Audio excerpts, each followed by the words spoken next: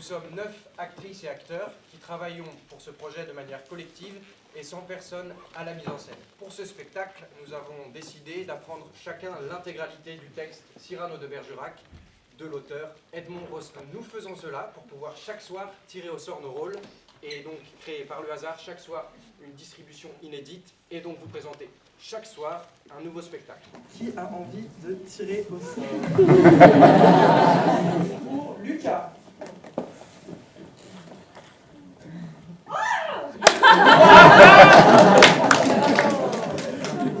Pour Mathilde. Gris pour Zoé. Vert, rose, rouge, bleu, violet.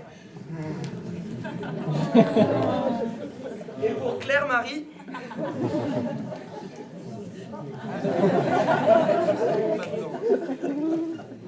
Jaune. Maintenant, les comédiennes et les comédiens vont vous annoncer leur rôle. Noir, la bouquetière, deuxième marquis, Cyrano. Rouge, l'ivrogne, l'allumeur, les violons et le bray. Gris, premier cavalier, premier page, Linière, Montfleury et Belle Rose. Bleu, deuxième cavalier, deuxième page, Christian, le fâcheux, une précieuse d'Artagnan, une comédienne. Rose, le deuxième laquais, le tire-laine, la distributrice, Raguenou, une comédienne habillée en soubrette. Vert, premier laquais, troisième page, premier marquis, Jaudelet. Violet, le père, Brissailles, Valvert. Jaune, le portier, le fils, Luigi, De Guiche, la duègne.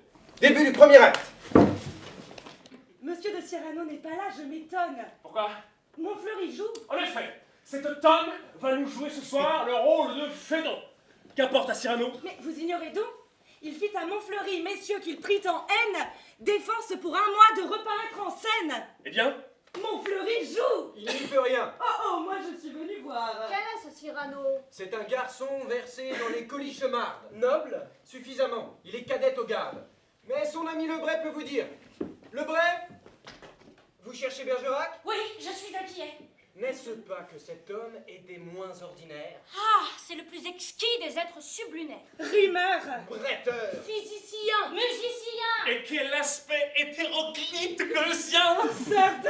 Oh, messieurs, mais elle est épouvantablement ravissante. Une pêche qui sourirait avec une fraise. Et si fraîche qu'on pourrait, l'approchant, prendre un rhume de cœur. C'est Ah, c'est elle. Oui, dites vite, j'ai peur. Magdeleine Robin, dite Roxane, fine, précieuse. Hélas! Montfleury! Montfleury!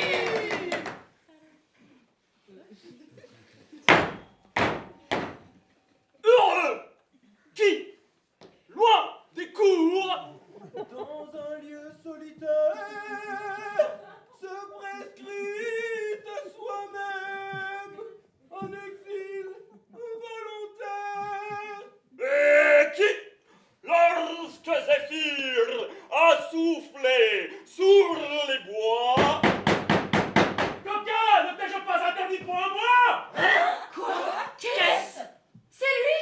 Cyrano.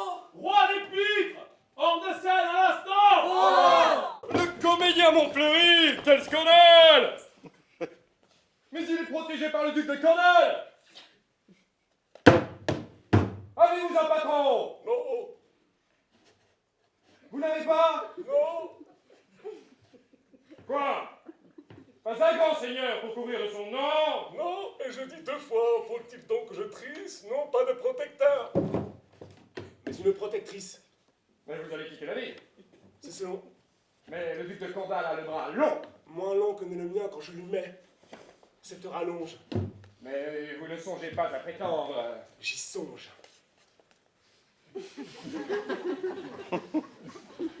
Mais. Tournez les talons maintenant.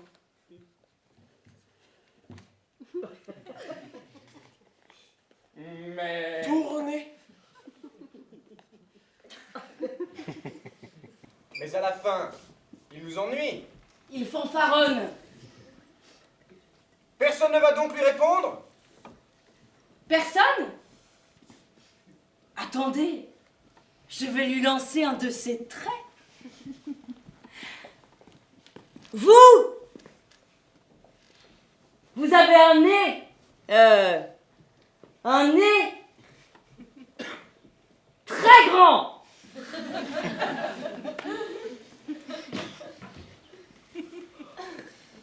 vrai. C'est tout. Mais C'est un peu court, jeune homme.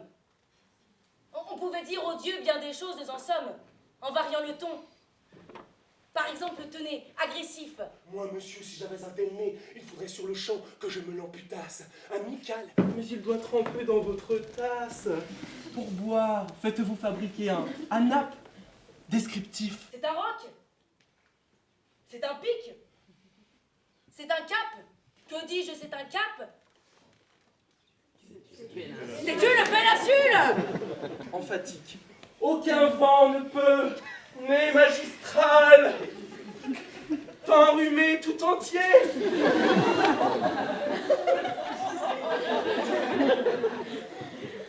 Excepté le Mistral. Dramatique. C'est la mer rouge quand il saigne. Lyrique. Est-ce une conque? Êtes-vous un triton? Enfin, parodie en pyramide, en un sanglot. Le voilà donc, ce nez qui, des traits de son maître, a détruit l'harmonie, il en rougit le traître. Voilà ce qu'à peu près, mon cher, vous m'auriez dit si vous aviez un peu de lettres et d'esprit. Mais enfin, à moi, le motif de ta haine pour Montfleury, le vrai, dis-le-moi. Ceci là, si ventru que son doigt n'atteint pas son nombril, pour les femmes encore se croient un doux péril, et leur fait cependant qu'en jouant il bredouille des yeux de carpe avec ses gros yeux de grenouille. Et je le hais, depuis qu'il se permit un soir de poser son regard sur celle. Oh, j'ai cru voir glisser sur une fleur une longue limace. Hein? Comment? Serait-il possible? Que j'aimasse. J'aime. Et peut-on savoir? Tu ne m'as jamais dit. Qui j'aime. Réfléchis, voyons. Il m'interdit le rêve d'être aimé même par une laide, ce nez qui, d'un quart d'heure en tout lieu, me précède. Alors moi j'aimais qui? Mais cela va de soi. J'aime, mais c'est forcer la plus belle qui soit. La plus belle. Tout simplement qui soit au monde. La plus brillante, la plus fine, la plus blonde. Eh mon Dieu! Quelle est donc cette femme? Magdeleine Robin. Ta cousine? Roxane. Vous nous jurez un air, messieurs les violons? Bravo. Texte. Des officiers. Des officiers, des femmes en costume et 20 pas en avant. Moi, tout seul sous la plume, que la gloire elle-même à ce feutre piqua, fier comme un Scipillon triplement nazica, c'est compris? Défendu de me prêter main forte, on y est? 1, 2, 3, portier, ouvre la porte.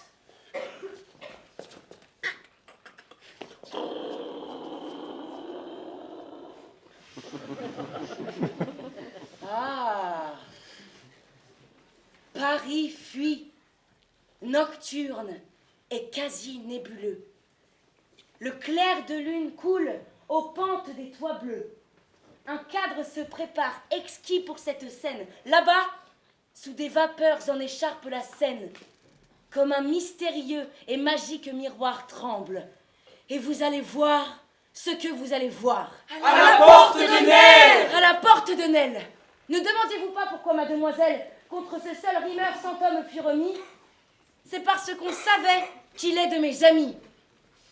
Fin du premier acte.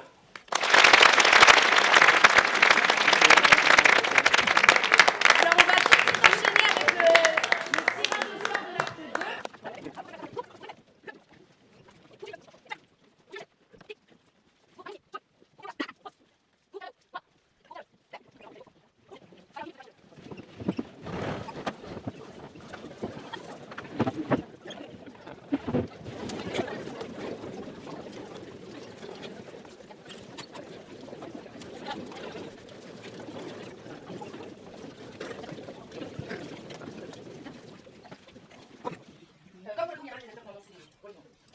2. Noir, Cyrano. Rouge, premier pâtissier, apprenti, premier poète, cinquième poète, le bref. Gris, deuxième pâtissier, premier enfant, le mousquetaire, Carbon de Casteljalou, un homme de la...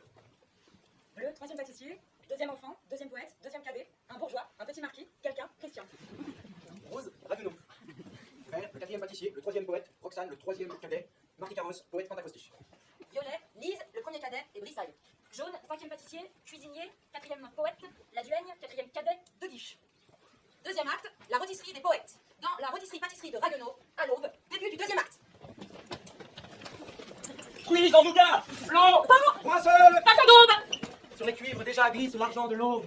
Et tout pourquoi le dieu qui chante Ragueneau, l'heure du but viendra, c'est l'heure du fourneau. Vous, veuillez m'allonger cette sauce, elle est courte. Des brouillards. De 3 pieds, la tarte, la tourbe. M'amuse, éloigne-toi, pour que tes yeux charmants n'aillent pas se rougir au feu de ces sarments. Vous avez mal placé la fonte de ces miches, au milieu la césure entre les hémistiches. Dans ce palais de croûte, il faut vous mettre un toit. Et toi, sur cette broche interminable, toi, le modeste poulet et la dinde superbe, alternez mon fils comme le vieux malherbe, alternez les grands vers avec les plus petits, et faites tourner au feu ces strophes de rôti.